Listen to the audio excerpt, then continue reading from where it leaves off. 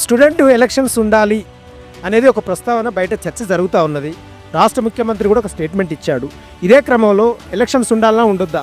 విద్యార్థికి చిన్న వయసులోనే రాజకీయాల పట్ల అవగాహన ఏర్పడుతుంది, నాయకత్వ లక్షణాలను పెంపొందుతాయి.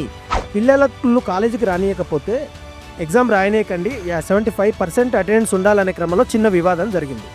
75% అటెండెన్స్ ఉండాలనేది ఆర్ట్స్ కాలేజ్ నియమం కాదు, అది యూనివర్సిటీ నియమం, అది గవర్నమెంట్ నియమం. ఆ నియమం ప్రకారం ఎవరైనా దాన్ని పాటించవలసిందే.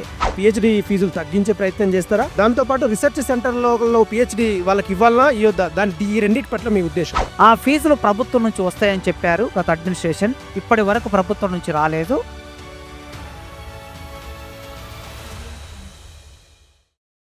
వర్తమానం ఛానల్కు స్వాగతం. నేను మీ ఉదయ్ కుమార్. ఈరోజు మన ముఖ్య అతిథి ప్రొఫెసర్ కాశం సార్, ఆర్ట్స్ కాలేజీ నూతనంగా ప్రిన్సిపాల్ అయ్యిండు. అదే క్రమంలో ప్రొఫెసర్ కాశం సార్ అంటే ఈ రెండు రాష్ట్రాలకు సుపరిచితులు. ఈ రాష్ట్రంలోనే కాదు, దేశంలో ఎక్కడ అన్యాయం జరిగినా తన గొంతు విప్పుతాడు. ప్రజా పోరాటాలలో, విద్యార్థి ఉద్యమాలలో అనేకమైనటువంటి సామాజిక కార్యక్రమంలో పాల్గొనడంతో పాటు అకాడమికల్ కూడా కొన్ని వేల మందికి జ్ఞానం పోసేటువంటి క్రమంలో ఇవాళ ఆర్ట్స్ కాలేజ్ ప్రిన్సిపల్ అయ్యిండు. అదే క్రమంలో తమ యొక్క అమూల్యమైనటువంటి భావాలు తెలుసుకునేటువంటి ప్రయత్నం చేద్దాం. సార్ నమస్కారం సార్. మీకు ప్రత్యేకమైన శుభాకాంక్షలు ఆర్ట్స్ కాలేజ్ ప్రిన్సిపాల్ అయినందుకు. మీకు ఎలా ఉంది sir? Thank you. Okay, arts కాలేజ్లో చదువుకున్నాము, ఆర్ట్స్ కాలేజ్లో ఉద్యోగం చేస్తున్నాము, ఆర్ట్స్ కాలేజ్కి ప్రిన్సిపాల్ అవకాశం వచ్చింది. అయితే ప్రిన్సిపాల్ అనేది అడ్మినిస్ట్రేటివ్ పరమైన విషయాలు, తర్వాత విద్యాపరమైన విషయాలు చూడడానికి ప్రిన్సిపాల్ పని విధానం ఉంటుంది. ముఖ్యంగా ఆర్ట్స్ కాలేజ్ అంటే దేశంలో, ప్రపంచంలో ఒక ప్రత్యేకమైన ఆకర్షణ ఉంటుంది. ముఖ్యంగా తెలంగాణకి ఆర్ట్స్ కాలేజీ ప్రతిబింబం. ఈ ప్రతిబింబమైన ఆర్ట్స్ కాలేజీలో చదువుకోవాలని ప్రతి ఒక్కరు అనుకుంటారు. ఇక్కడ సీట్ వచ్చిన విద్యార్థులందరూ చాలా గొప్పగా భావిస్తారు. తెలంగాణలో పీజీ ఎంట్రన్స్ రాయడానికి ఒక కామన్ ఎంట్రన్స్ టెస్ట్ నిర్వహిస్తారు. ఆ కామన్ ఎంట్రన్స్ టెస్ట్లో మంచి మార్కులు, మొదటి ర్యాంకు వచ్చిన వాళ్ళకి మాత్రమే, అత్యుత్తమమైన ప్రతిభ ప్రదర్శించిన వాళ్ళకి మాత్రమే ఆర్ట్స్ కాలేజీలో సీట్ వస్తుంది. కనుక ఆర్ట్స్ కాలేజీలో సీట్ వచ్చిన విద్యార్థులకి పాఠం చెప్పడం అనేది నాకు దొరికిన ఒక మంచి అవకాశంగా నేను భావిస్తాను. ఒక టీచర్గా అక్కడ పాఠం చెప్పడం అనేది ఒక గొప్ప అవకాశం. దానితో పాటు అదనంగా ఇప్పుడు ప్రిన్సిపాల్ని అయ్యాను అంటే మిగతా డిపార్ట్మెంట్స్లో, తెలుగు డిపార్ట్మెంట్లో నేను పనిచేస్తాను, కానీ ఇక్కడ ఇంకా 23 డిపార్ట్మెంట్స్ ఉన్నాయి. 23 డిపార్ట్మెంట్లో అందరు విద్యార్థులకి ప్రొఫెసర్ల చేత పాఠం చెప్పించే, విద్యార్థులందరినీ కాలేజీకి రప్పించే ఒక అవకాశం దొరకటం అనేది జ్ఞానమైన నిలయం ఆర్ట్స్ కాలేజ్. తరగతి గది 4 గోడల మధ్య దేశ భవిష్యత్తు నిర్మాణం అవుతుందని నేను ఎప్పుడు భావిస్తూ ఉంటాను. ఆ భవిష్యత్తు ఆర్ట్స్ కాలేజ్ తరగతి గదుల్లో నిర్మాణం కావాలని కోరుకుంటాను. ఆ కోరుకునే క్రమంలో విద్య, పరిశోధన ఈ రెండు ఒకదాని వెంట జతగూడి ఈ సమాజాన్ని వికసింపజేయాలని, దానికోసం నేను ప్రయత్నం చేస్తాను. అదేవిధంగా 107 సంవత్సరాల తర్వాత మీరు ఒక ప్రిన్సిపల్గా, కుమార్ సార్ ఒక ప్రొఫెసర్గా, మీ ఇద్దరి నిర్వహణతో పాటు ఇతర ప్రిన్సిపాల్ల నిర్వహణ ఉంటుంది కదా, ఇదే నిర్వహణలో మీరు ఆర్ట్స్ కాలేజ్ విద్యార్థులకు భవిష్యత్తులో ఏ రకమైనటువంటి నిర్ణయాలు తీసుకొని వారిని ముందుకు తీసుకెళ్ళబోతున్నారు? నేను ఆర్ట్స్ కాలేజ్ విద్యార్థులకి, ఇక్కడ అడ్మిషన్ తీసుకున్న విద్యార్థులకి విజ్ఞప్తి చేస్తున్నాను. క్లాస్ రూమ్లకి రెగ్యులర్గా రావాలి. రెగ్యులర్ క్లాస్ రూమ్లోకి రావటం మూలంగా జ్ఞానాన్ని ఎక్కువగా పొందుతారు. ఒక ప్రొఫెసరు 100 పుస్తకాలు, 200 పుస్తకాలు చదివి ఉంటారు. ఆ 100, 200 పుస్తకాలు చదివిన జ్ఞానాన్ని క్లాస్ రూమ్లో బోధిస్తారు. కనుక ఆ జ్ఞానం ఒక విద్యార్థి చదివిన దానికన్నా విన్న జ్ఞానం అనేది 3, 4 ప్రొఫెసర్లు క్లాస్ రూమ్లో బోధిస్తారు. కనుక ఆ జ్ఞానం ఎక్కువగా వారికి వచ్చే అవకాశం ఉంటుంది. అందుకే వాళ్ళు చదువుకోవడం కోసం ఇక్కడికి వచ్చారు.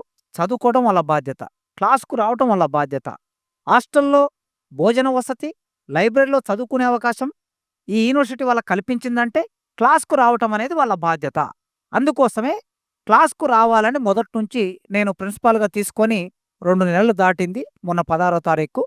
కనుక ఈ 2 నెలల కాలంలో ప్రతి క్లాస్ తిరిగి నేను రోజు అదే చెప్తున్న విద్యార్థులకి. ఇప్పుడు కూడా అదే విజ్ఞప్తి చేస్తున్నా, రెగ్యులర్ క్లాసులకు రండి, బాగా చదువుకోండి, పాఠాలు వినండి. ఒకవేళ క్లాసులకు రాకపోతే మన విశ్వవిద్యాలయానికి సంబంధించిన రూల్స్ అండ్ రెగ్యులేషన్స్ ఏమున్నాయో ఆ రూల్స్ అండ్ రెగ్యులేషన్స్ ప్రకారం విశ్వవిద్యాలయ అధికారులు ముందుకు వెళ్ళడానికి అవకాశం ఉంటుంది.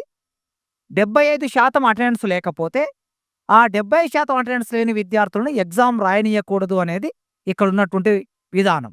అందుకోసమే ఆ విధానం ప్రకారం ముందుకు వెళ్తాం. విద్యార్థులు క్లాస్ రూమ్‌లోకొస్తే వాళ్ళకి నాణ్యమైన పాఠాన్ని బోధింపజేసే బాధ్యత యాజ్ ఎ ప్రిన్సిపాల్‌గా నా మీద ఉంటుంది. మా ప్రొఫెసర్‌లని క్లాస్‌కి పంపించాలి, పాఠం చెప్పించాలి. మా ప్రొఫెసర్‌లందరూ పాఠం చెప్పడానికి సిద్ధంగా ఉన్నారు. వాళ్ళ పాఠం వినడానికి విద్యార్థులు సిద్ధంగా ఉండాలని నేను కోరుకుంటున్నాను. అదే క్రమంలో రెక్కాడితే గాని డొక్కాడని కుటుంబాల నుంచి 180% మందొస్తారని మీరు బయట ప్రసంగాలలో చెప్తారు.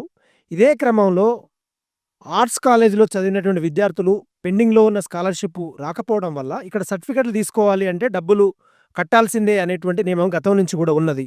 అదొక భాగం. రెండోదేందంటే పీహెచ్‌డీకి సంబంధించిన విద్యార్థుల్లో మెస్ బిల్లులు విపరీతంగా పెరిగి కొంత కట్టలేని స్థితిలో ఉన్నారు గదా సార్!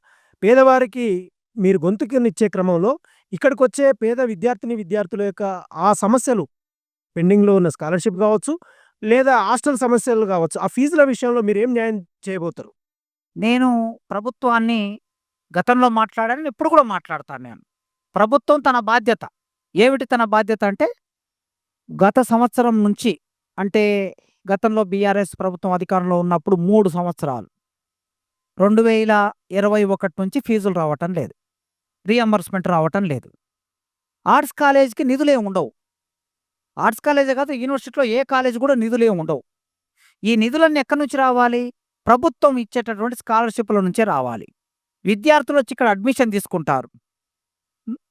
లో ఇన్‌కమ్ ఎవరైతే ఉంటారో ఆదాయం సర్టిఫికేట్ తీసి అడ్మిషన్ పొందుతారు. ఈ ఆదాయం సర్టిఫికేట్‌తో అడ్మిషన్ పొందిన విద్యార్థులకి ఫీజులు సంబంధించి లేదా హాస్టల్‌లో భోజనం చేసినందుకు మెస్ ఛార్జీలకు సంబంధించి ప్రభుత్వమే ఇవ్వాలి. ఇప్పటి వరకు ప్రభుత్వం 4 సంవత్సరాల నుంచి పెండింగ్‌లో ప్రభుత్వం దగ్గర డబ్బులున్నాయి. ప్రభుత్వం ఆనాటి ప్రభుత్వం ఇవ్వలేదు, ఈనాటి ప్రభుత్వం ఇవ్వలేదు. అందుకే నేను విజ్ఞప్తి చేస్తున్న ప్రభుత్వానికి, మీరు వెంటనే పెండింగ్ స్కాలర్‌షిప్‌లని రిలీజ్ చేయండి. రీయింబర్స్‌మెంట్‌ను రిలీజ్ చేయండి. చెయ్యకపోతే ఇక్కడ యూనివర్సిటీ నడపడం కష్టం. మీకొక ఉదాహరణ చెప్తా. ఆర్ట్స్ కాలేజీ నుంచి ప్రతి నెలకి ఆర్ట్స్ కాలేజీకి అనుబంధంగా ఉండే హాస్టల్స్, అబ్బాయిల హాస్టల్లు, అమ్మాయిల హాస్టల్లు కలిపి 30,00,000 రూపాయల్ని మెస్‌కు మేము ఆర్ట్స్ కాలేజీ నుంచి చెక్కిస్తాం. ఈ 30,00,000 ఆర్ట్స్ కాలేజీకి ఎక్కడి నుంచొస్తాయి? ఆర్ట్స్ కాలేజీకి ఇక్కడ ప్రైవేట్ కోర్సులు లేవు. ఈ ఆర్ట్స్ కాలేజీకి సెల్ఫ్ ఫైనాన్స్ కోర్సులు లేవు. ఈ ఆర్ట్స్ కాలేజీలో లక్షల ఫీజులు కట్టే పరిస్థితి లేదు. కనుక ఈ 30,00,000 ఆర్ట్స్ కాలేజీకి ఎక్కడి నుంచొస్తాయి? విద్యార్థులు ఫీజులు కడితేనే వస్తాయి. విద్యార్థులు ఫీజులు కట్టలేరు. ప్రభుత్వం రీయింబర్స్‌మెంట్ ఇస్తేనే వస్తాయి. కనుక ఇంకా ఇప్పుడు ఆర్ట్స్ కాలేజీకి రావాల్సిన డబ్బే 2,00,00,000కు పైగా బకాయి ఉంది ప్రభుత్వం దగ్గర. ఆ డబ్బిస్తేనే హాస్టల్‌లో మెస్ పెట్టగలం. ప్రభుత్వానికి నేను కోరుకుంటున్నాను. విద్యార్థులు గూడా, విద్యార్థి సంఘాల నాయకులు గూడా ప్రభుత్వం దృష్టికి తీసుకెళ్ళాలి. ఎప్పుడైనా విద్యార్థి సంఘాలు ఏం పని చేయాలి అనంటే, విద్యారంగ సమస్యల విన తమ గొంతును వినిపించాలి. విద్యారంగ సమస్యల విన సదస్సులు నిర్వహించాలి. విద్యారంగ సమస్యల విన పోరాటాలు నిర్మాణం చేయాలి. ఇవేమి చేయకుండా వ్యక్తిగతంగా సెల్ఫ్ ఇంట్రెస్ట్‌గా విద్యార్థి సంఘాలు చేసే ఒక తప్పుడు సంస్కృతి ఇప్పుడు ప్రవేశించింది. అందుకే నేను టీచర్‌గా ప్రభుత్వాన్ని డిమాండ్ చేస్తున్నాను. విజ్ఞప్తి చేస్తున్నాను. ఒక ప్రిన్సిపాల్‌గా ప్రభుత్వాన్ని కోరుకుంటున్నాను. వెంటనే ఫీజ్ రీయింబర్స్‌మెంట్ ఇవ్వాలని. ఉస్మానియా యూనివర్సిటీకి అన్ని కాలేజీలో ఉన్న బకాయిలని రేపు మార్చిలో బడ్జెట్ ప్రవేశపెట్టబోతున్నారు. ఈ బడ్జెట్‌లో రిలీజ్ చేయాలని, అంతకన్నా ముందే రిలీజ్ చేయాలని నేను భావిస్తున్నా. అదేవిధంగా గతంలో బీఆర్ఎస్ ప్రభుత్వంలో ఉన్నప్పుడు యూనివర్సిటీలలో రిక్రూట్‌మెంట్ జరగాలని క్లాస్‌లో చెప్పాల్సినటువంటి పాఠాన్ని ఆర్ట్స్ కాలేజ్ ముందట చెప్పి ప్రజాస్వామ్యమైన డిమాండ్‌ని ఈ రాష్ట్ర ప్రభుత్వానికి తెలియజేసిన సందర్భంలో ఆనాడు అందరి మీద కేసులైనటువంటి సందర్భం చూసినాం. అదే క్రమంలో ఇప్పుడు ఈ విద్యార్థులకు 2,00,00,000 కావాలంటున్నారు గదా! మరి ఒక ప్రిన్సిపాల్‌గా ఉండే క్రమంలో విద్యార్థి సంఘాలే పోరాటం చేయాలని మీరు మాట్లాడుతా ఉన్నారు. మరి మీరు గతంలో పోరాటం చేసిండ్రు గదా! ప్రిన్సిపాల్ అయిన తర్వాత పోరాటాలు బంద్ చేస్తారా? పోరాటం చేయటం అనేది నాకు రాజ్యాంగం కల్పించినటువంటి రైట్. నా హక్కు అది. ఆర్టికల్ 19 ప్రకారం మాట్లాడటం, రాయటం, నిరసన వ్యక్తం చేయటం, అసమ్మతిని వ్యక్తం చేయటం, రోడ్డు మీద ధర్నా చేయటం నా రైట్ అది. ఒక పౌరుడిగా నా రైట్ అది. పౌరుడిగా ఉన్న నా రైటును నేను ప్రొఫెసర్‌నైనా నేను కోల్పోను. నేను ప్రిన్సిపాల్‌నైనా కోల్పోను. నేను ఇంకా ఏదైనా కూడా కోల్పోను. నా రైటే నాకు ముఖ్యం. బర్త్ రైట్ అని అంటాం గదా! మాట్లాడటం నా జన్మ హక్కు. స్వరాజ్యం నా జన్మ హక్కు అని ఒకాయన చెప్పాడు. మాట్లాడటం నా జన్మ హక్కది. ఆ జన్మ హక్కుకు నాది ఏది కూడా అడ్డంకి రాకూడదు.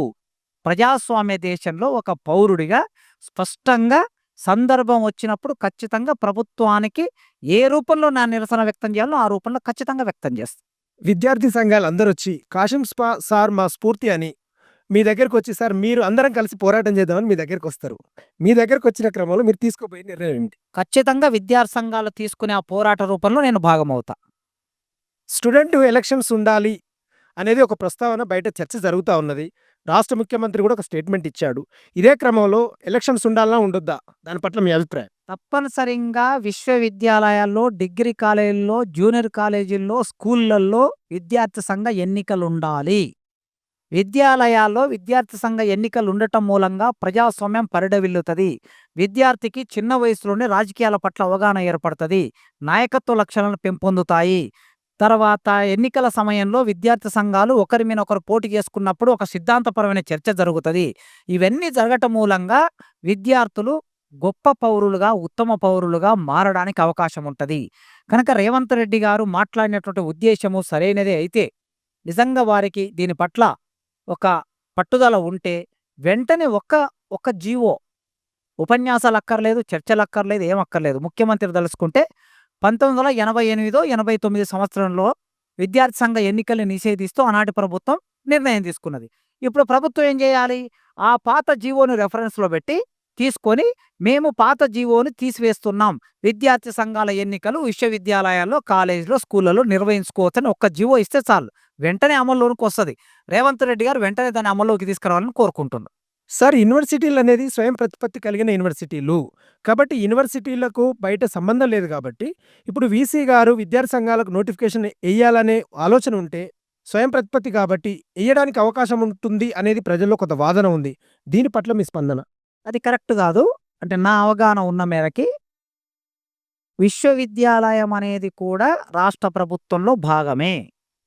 ఇది స్వయం ప్రతిపత్తి అనేది దేనికి స్వయం ప్రతిపత్తి?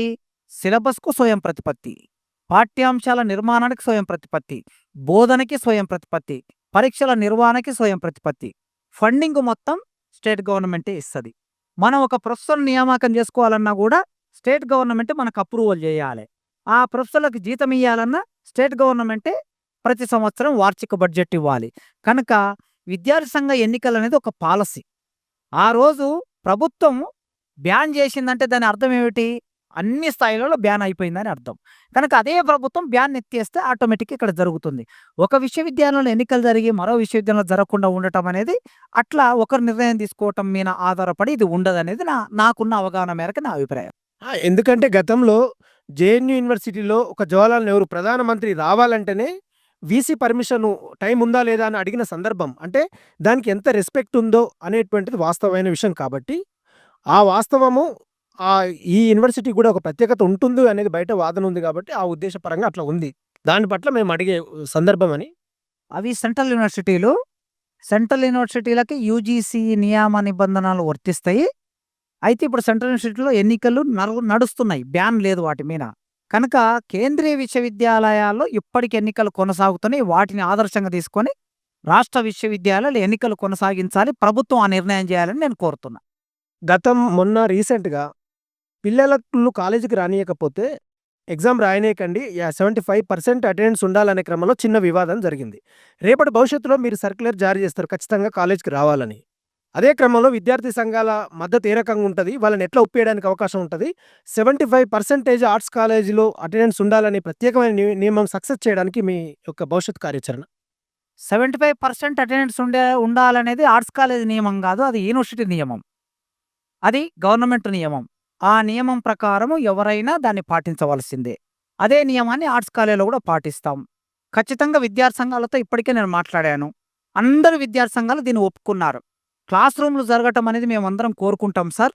క్లాస్ రూముల్లో టీచర్లు పాఠం చెప్పాలి, విద్యార్థులు క్లాస్‌లోకి రావాలి. అప్పుడే కాలేజీ కళకళలాడుతది.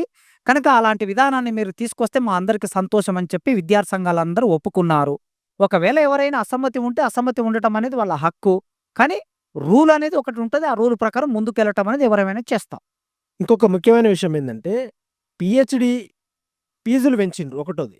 రెండోది, ఇప్పుడు మీ ప్రిన్సిపల్ నిర్వహణలో విద్యార్థులు ఎక్కువ రావాలనేది కూడా ఆశావహ దృక్పథం ఉంటది. ఉండే క్రమంలో బయట రీసెర్చ్ సెంటర్ వాళ్ళకు అవకాశం ఇవ్వకపోవడం వల్ల పీహెచ్‌డీ రిక్రూట్‌మెంట్ లేక పీహెచ్‌డీ సీట్ల యొక్క మిగులుబాటు ఉన్నది. ఇదే క్రమంలో మీరు దానికి ఎట్లా మద్దతు తెలుపుతారు? పీహెచ్‌డీ ఫీజులు తగ్గించే ప్రయత్నం చేస్తారా? లేదా రిసర్చ్ సెంటర్ దాంతో పాటు రిసర్చ్ సెంటర్‌లో పీహెచ్‌డీ వాళ్ళకివ్వాలనా? ఇయ్యొద్దా? ఈ రెండిటి పట్ల మీ ఉద్దేశ్యం? అది అడ్మినిస్ట్రేటివ్ పరమైన నిర్ణయం తీసుకోవాలి. నేను కోరుకునేదేంటంటే విద్యార్థులకి ఒకప్పుడు పీహెచ్‌డీ అడ్మిషన్‌లో ఫీజులను చాలా ఎక్కువగా పెంచారు. ఆ ఫీజులు ప్రభుత్వం నుంచి వస్తాయని చెప్పారు గత అడ్మినిస్ట్రేషన్. ఇప్పటి వరకు ప్రభుత్వం నుంచి రాలేదు. ఆ ఫీజులు తగ్గించవలసిన అవసరం ఉందనేది నా భావన. ఇక అడ్మిషన్స్‌కు సంబంధించినటువంటిదైతే దాని విధి విధానాలకు సంబంధించి dean, standing committee, vice chancellor ఉంటారు. వాళ్ళు నిర్ణయం తీసుకుంటారు. ఆ నిర్ణయంలో యాస్ ఎ ప్రిన్సిపాల్‌గా నా భాగస్వామ్యం ఉండదు. కనుక ఆ నిర్ణయము, విధి విధానాల ప్రకారం విద్యార్థులకి మేలు జరిగే విధంగా, ఉత్తమమైన విద్యార్థులకు మేలు జరిగే విధంగా, టాలెంట్ ఉన్న విద్యార్థులకు మేలు జరిగే విధంగా రెగ్యులేషన్స్ ఉండాలని నేను కోరుకుంటాను. ఇదే క్రమంలో సార్ మీరు ఇక్కడనే విద్యార్థి నాయకత్వంలో మీరు పనిచేసి అవమానాలు పడి, దెబ్బలు పడి అనేక రకాలుగా ఎదుర్కొన్న క్రమంలో ఒక విద్యార్థి నుంచి ప్రిన్సిపల్ అయిన సందర్భం గదా! ఈ సందర్భంలో రేపు ఈ ఆర్ట్స్ కాలేజ్‌కి ప్రిన్సిపల్ అయిన క్రమంలో జెండా ఆవిష్కరణ 26కు ఉన్నది. మీకెలా అనిపిస్తుంది? ఒక్క మాటలో చెప్పండి. జెండా ఆవిష్కరణ అనేది ప్రిన్సిపాల్ ఎవరున్నా కూడా అక్కడ ఉంటారు. నిజానికి ఉస్మానియా విశ్వవిద్యాలయం జెండా ఆవిష్కరణ ఆర్ట్స్ కాలేజ్ దగ్గర జరుగుతది. వైస్ ఛాన్సలర్ గారే జెండాని ఆవిష్కరిస్తారు. జెండాని ఎగరేస్తారు. ఇక్కడ ఆర్ట్స్ కాలేజ్ హోస్ట్ చేస్తుంది. కనుక యాస్ ఎ ప్రిన్సిపాల్‌గా ఇంతటి గొప్ప ఆర్ట్స్ కాలేజ్ దగ్గర నేను నిలబడటం అనేది, ప్రిన్సిపాల్ కావటం అనేది, నేను నడిచొచ్చిన దారిలో జరిగినటువంటి అనేక పరిణామాల్లో ఇది నాకొక గొప్ప అవకాశంగా నేను భావిస్తా. సార్ ఇంకొకటి, మీరు ఇంత పెద్ద ప్రొఫెసర్ అయినా మీ ఊళ్ళో ధ్వజస్తంభం నిలబెడితే మిమ్మల్ని చందా అడగలేని పరిస్థితి. ఎందుకు అంటే అదొక కుల స్వభావంతో చూసిరనేటువంటి వాక్యం మీరు గతంలో చెప్పారు గదా! కానీ అక్కడి నుంచి ఇక్కడి దాకా ఈ రాష్ట్రంలో 8,00,00,000 మంది 2 రాష్ట్రాలు కలిసి చూసే ఉస్మానియాలో మీరు ప్రిన్సిపల్ అయిన క్రమంలో మీ తల్లిదండ్రుల యొక్క సంతోషం ఏ రకంగా ఉండబోతుంది? అదొకటి చెప్పండి. మా తల్లిదండ్రులు నేను ప్రిన్సిపాల్ అయినప్పుడు మా ఊళ్ళో మా తల్లిదండ్రులు చాలా సంతోషపడ్డారు. ఏ తల్లిదండ్రులకైనా తమ బిడ్డ మంచి స్థానంలో ఉంటే, ప్రయోజకుడవుతే, మంచి పేరు తెచ్చుకుంటే, విలువలతో జీవిస్తే సంతోషపడతారు కదా! ఆ విధంగా మా తల్లిదండ్రులు సంతోషపడ్డారు. ప్రొఫెసర్ కాశీం సార్ గారు మనకు టైం ఇచ్చి తమ యొక్క విలువైనటువంటి అభిప్రాయాలు చెప్పడం చాలా సంతోషకరమని తెలియజేస్తూ, భవిష్యత్తులో గూడా తను ఏదైతే విద్యార్థుల పరంగా తీసుకోబోయే నిర్ణయమో అది విద్యార్థులకు సెంట్రిక్‌గా ఉండాలి. విద్యార్థులకు ఆమోదయోగ్యంగా ఉండాలని తెలియపరుస్తూ, ఈ చర్చా సంవాద కార్యక్రమంలో అవకాశం ఇచ్చినందుకు ప్రత్యేక ధన్యవాదాలు తెలియజేస్తూ ఈ కార్యక్రమాన్ని ఇంతటితో ముగిస్తున్నాం. నమస్కారం.